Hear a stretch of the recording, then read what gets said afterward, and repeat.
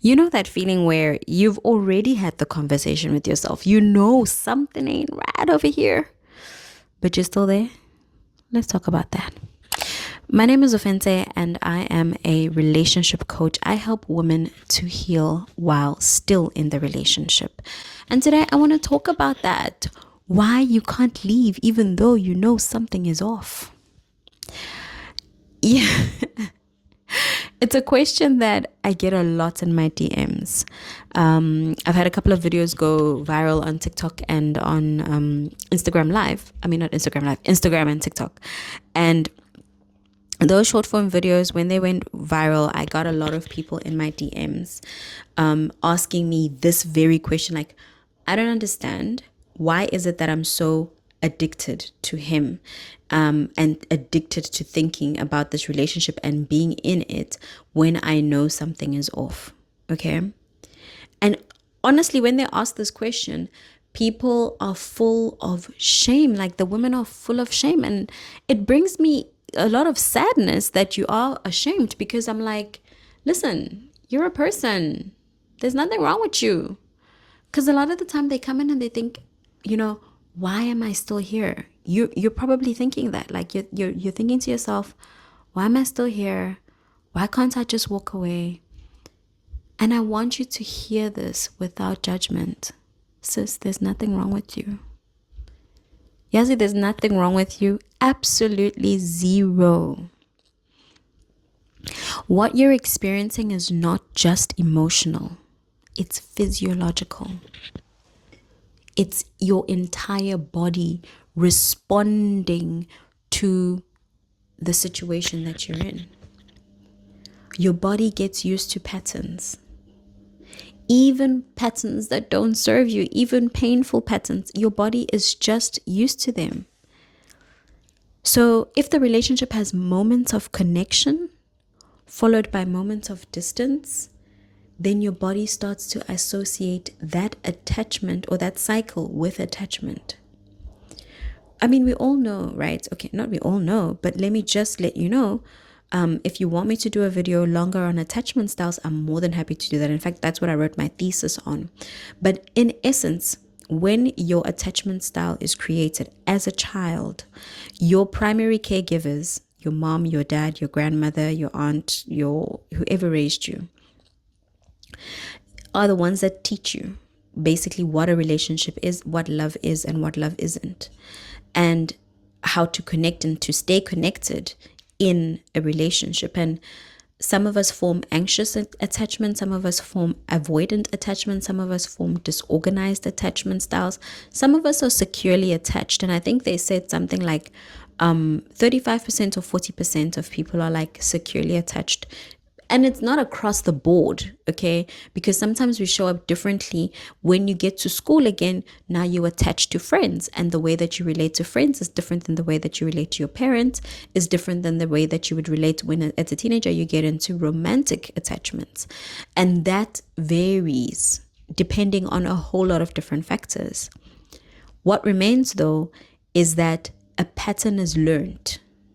And your body remembers the pattern and it sticks to the pattern. That's what your body does to protect you in all of its glory and all of its wisdom. Your body will make sure that I learn a pattern, I stick to a pattern is familiar, a pattern is safe.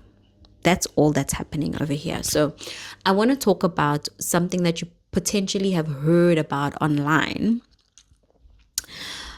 but obviously from a therapist point of view, and I'm a coach as well, right? But it's trauma bonds.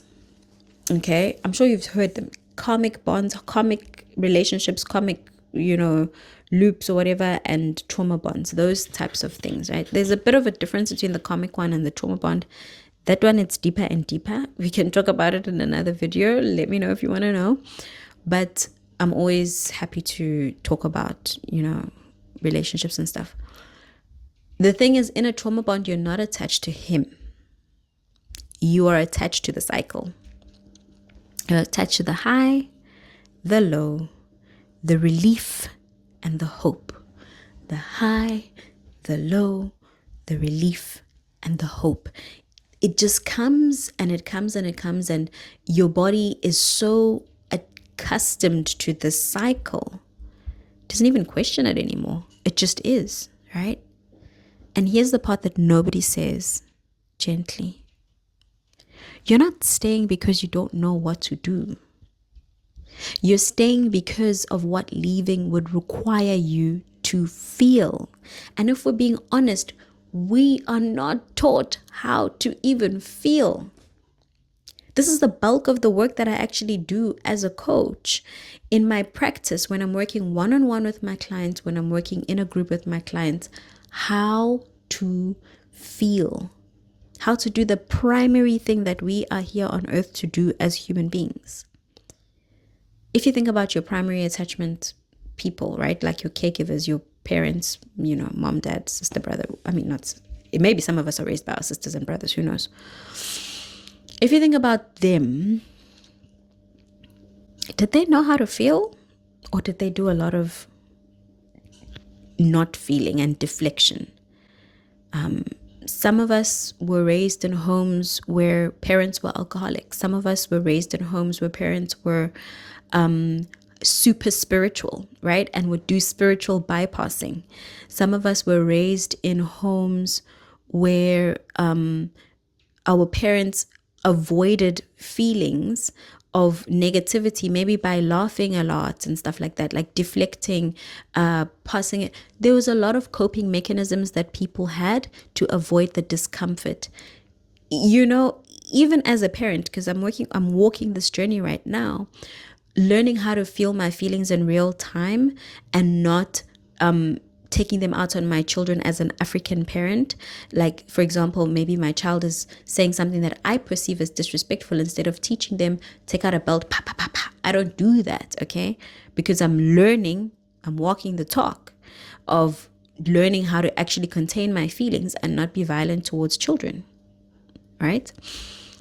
But a lot of us were never taught how to feel. A lot of us were not taught how to feel. And the fear of, I'm going to have to feel what is going to come, is very human. There's nothing wrong with you for being afraid of feeling whatever is going to be required of you to feel if you do decide to leave. It's not a sign of you being weak. Your nervous system just chooses what's familiar over what's not familiar. Because, if you're being honest, leaving actually means feeling a whole lot of things that you potentially have never even considered. Feeling grief. Have you consciously walked into grief? Okay. Maybe you have, and you were just traumatized by grief where you were thrust into it. Let's say you've lost somebody that you really love. That's a grief that you're thrust into. You were not ready for it, but you just had to be forced to feel it. Now you're walking into it if you leave. Uncertainty, that is confusion. It's so uncomfortable. It's so uncomfortable, that discomfort of uncertainty, of not knowing what's going to happen. Will I be able to afford my kids' school fees? Will I be able to, get a job that can pay enough for me to pay the rent and take care of my children? Will I be able to do just a lot of questions and uncertainty? Will I be able to grow? Will I be able to take care of these kids? Will I be able to depend on this man to pay papgeld? We call it in South Africa. The fear of starting again, feeling those feelings of starting again. That feeling of being alone again. Alone with yourself, alone with your thoughts. And sometimes those feelings feel so much heavier than staying in something that actually hurts. Like, if you think about it, it sometimes does feel a little bit better to be like, hey, I'd rather the devil that I know over here than deal with the uncertainty and the grief and all of those other feelings. So instead of asking yourself, why can't I leave? I want you to ask a stronger question, a better question. I want you to ask yourself, What am I afraid I'll feel if I do? So you're not judging yourself, you're not bringing yourself into a place of shame, but you're leading with curiosity. That's what's going to help you. Leading with curiosity. And that's exactly why the heal circle exists. I'm not there to force any decision. I'm not there to tell you to stay, to leave, to do anything. The point is to build your emotional capacity to feel, and for you to be able to choose from that place of strength. So I want to invite you. The link is down below. You can click and join us if we're in session. If not, that's okay. You can join the waitlist, and I will definitely you'll be the first to know when the next cohort is opening.